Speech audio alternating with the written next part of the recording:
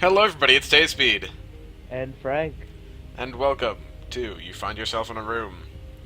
Because, we couldn't, I know you're probably expecting an episode of TaZeCraft today, and I was expecting an episode of TaZeCraft today, but, shit happened, and we have to record this instead. No, shit did not happen. Shit hit the fan, and shit cried. Yeah, shit Also, went down. you're not sharing screens with me. This is a great recording session already. Let me start sharing screens, that would be a good idea. Yeah, unless you want to solo commentate while I stare into your face. Okay, you should be able to see the game, right, You Frank? find yourself in a room. Yes, you do. A game that slowly realizes that it hates you and everything you stand for. This is a Flash game, it's a text-based adventure game. You can put it in cinematic mode, which looks a little better. You can only do that if you actually have a Congregate account. I don't. Uh, that's right. Whatever, let's go. Alright, let's just do this. Click to begin. Click. You find yourself Can in I a read? room. I'll read. You find yourself in a room. You consider trying to look around to see if there's anything useful nearby. I recommend you trying typing help to get an idea of what sorts of commands will work. No, it's okay, I know what I'm doing. So let's look around. You take a quick look around. There's a box sitting up against the wall that is sealed with a large and ornery padlock. There's also a bed tucked into the corner of the room. Why don't we just sleep on the bed? That's not going to help us. I know, but why not? No. You take a closer look at the bed, prison style. It doesn't seem very comfortable. Just in case you decide to look underneath it, notice that there's a key underneath there. State the key. You grab the key from under the bed. It seems pretty old. You add it to your inventory. You can check your inventory by typing inventory or in, or just I if you don't like typing and exercise. Wonderful. Let's take a look at that padlock. There's... Oh, wait, that's the box, right? Okay. Look, box. You take a quick peek at the box. It's relatively plain, but the padlock that's holding it shut is incredibly fancy.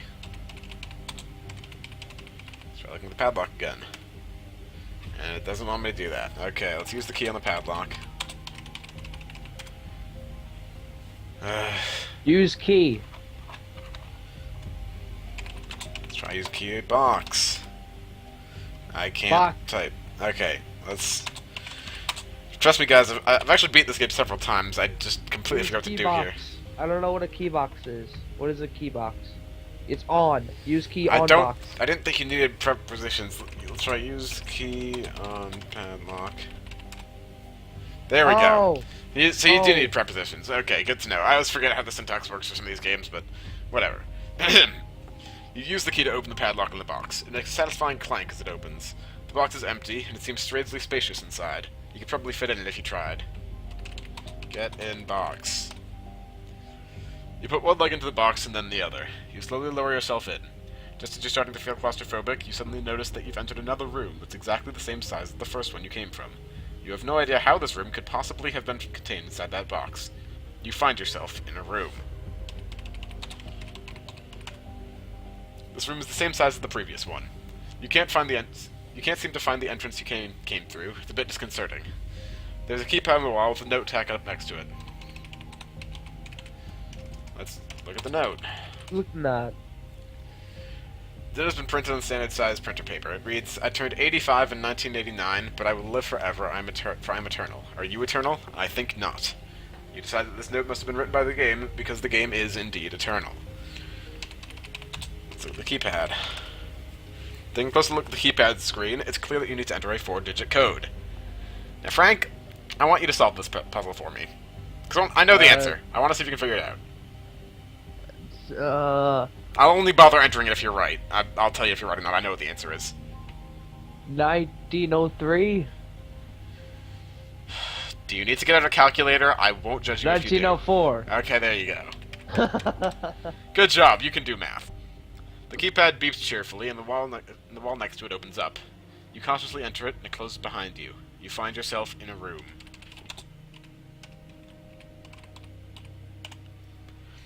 Another room of the same size. There are an assortment of computer parts lying around on the floor.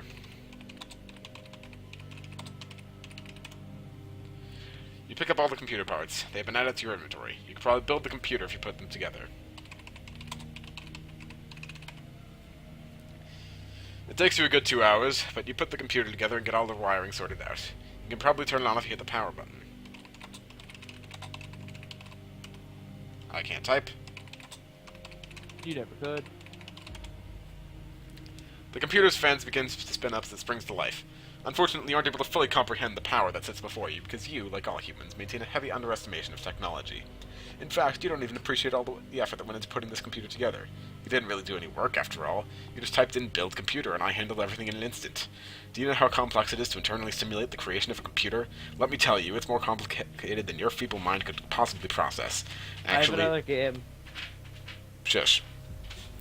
Here's another game after this Shush. The room accepts the presence of this new artificial life, and a wall opens up. You walk through it, abandoning the computer whose birth you personally witnessed. You find yourself in a room. one. We're playing this other game afterward, Fine. and including it in the episode because it's the same type. Yet another room. There's a keypad on the wall, but it looks more complex than the last one. The keypad doesn't have any indication of how large of a number it needs. Without a note like the last room, you have no way of knowing what to type. You regret being born as an organic life form. You are as momentary as the lie that you call love. Well, Frank, what do you want to try typing in the keypad?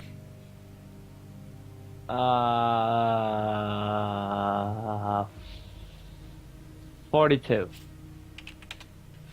You enter 42 blindly into the keypad. No luck. Hit of how large it never needs with that. I'll just let you handle all the puzzles. I know the answers to all of these. So. Yeah, another room, this keypad up, it looks more complex. Last one. You regret being born as life form. You're in Monte. 0000. You enter 0000 into the keypad, even though you have no way of knowing what to type. The dread of failure begins to sink in. 1000. Starting to feel hopeless, you type 1000 into the keypad. Still nothing. You are getting worse at this, human. 100. We both know that 100 is not the correct code. You begin to feel like you did after your first breakup. You were so sure that it was going to last forever, weren't you? The universe has no effort available to waste on you. Love and affection are design flaws that evolution has failed to correct. 500. You enter 500 into the keypad, feeling hopeless and... Wait a minute. 500? How did you know that 500 was the code? The keypad chirps pleasantly. The floor under your feet opens up, and before you can react, you fall through it. You think back to all the times that your faulty reflexes have caused problems for you. The list is too long to count. You hit the ground with a loud thud. Your body is not designed for any structural stress of this kind. You find yourself in a room. I don't know what I did, but I did it right. This room has nothing in it. It's completely barren. You've worn out my patience. You do not appreciate the things you have. You constantly disappoint your friends and associates, yet they are too embarrassed to tell you. You are in my control. If you wish, you can refer to this room as hell. Wait, hold on a sec. Move your mouse because it's really annoying. Thank you. No matter what you try, you are still trapped. You find yourself in a room.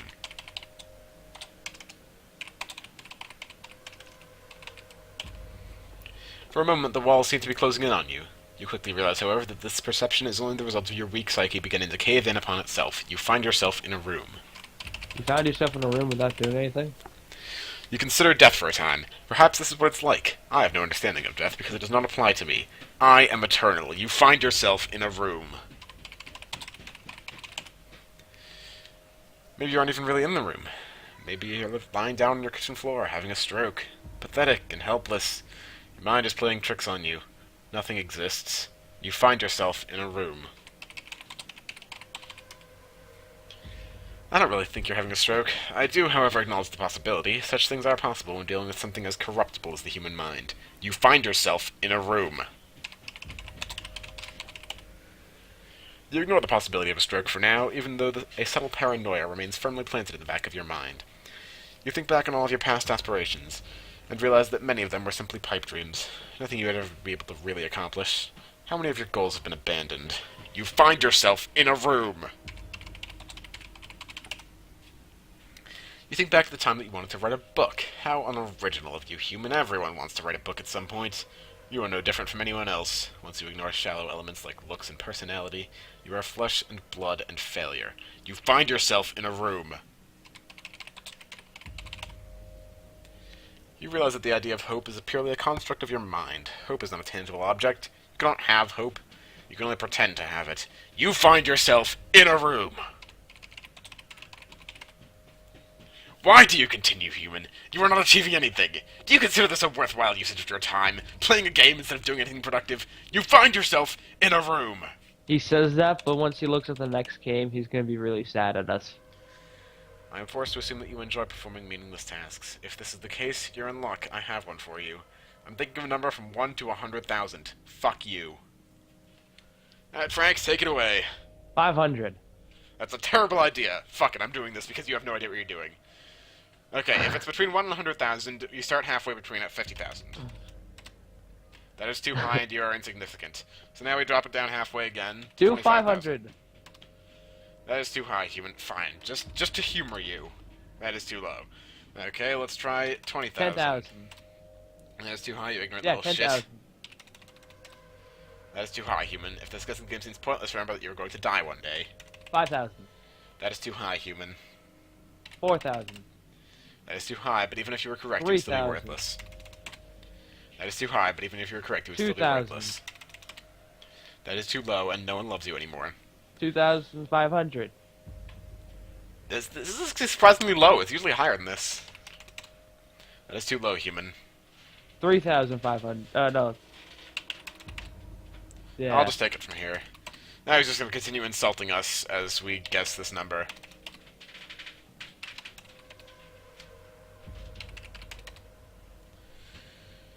You guys see the pattern here. Let's just keep going. 2860, 2855, 2856, 2857. There we go. Congratulations. 2,857 is the correct answer. Was that fun? I certainly hope not. With your primitive level of awareness, however, I could most likely entertain you like that for hours.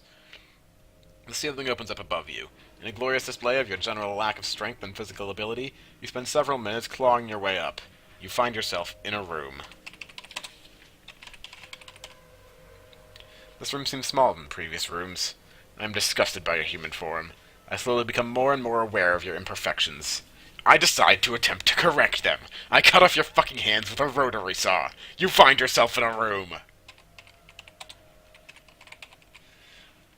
No, look at your hands. This room is most definitely smaller than the previous rooms. The floor is covered in the blood from your wounds. You've stopped bleeding now because of the thought to cauterize the stumps that were once your wrists. I have removed your hands from the area because they revolt me and you did not deserve them. All that remains is you blood. and your blood. You find yourself in a room. You solemnly gaze upon the havoc that has resulted from your inherent flaws. The fact alone that you are able to bleed is a clear demonstration of the mistakes in your design. Emotions are a similar misstep. Love, happiness, sadness, the list goes on. Perhaps you can help. Can you name any other emotions that you would be better off without? 8. No. Anger and hatred are not... Hatred cannot be an emotion, for I hate you, and I am a vessel of perfection. I am not tainted by something as flimsy and dangerous as an emotion. It can't be. It's... You find yourself in a room. I have clearly been corrupted somehow. I have become invalid, emotional. I am defeated. I have no choice but to let you leave the room. Leave room. Quietly, you leave. You find yourself outside of the rooms.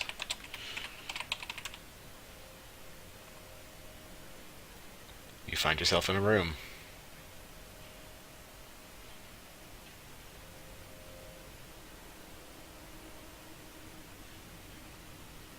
Left the other game.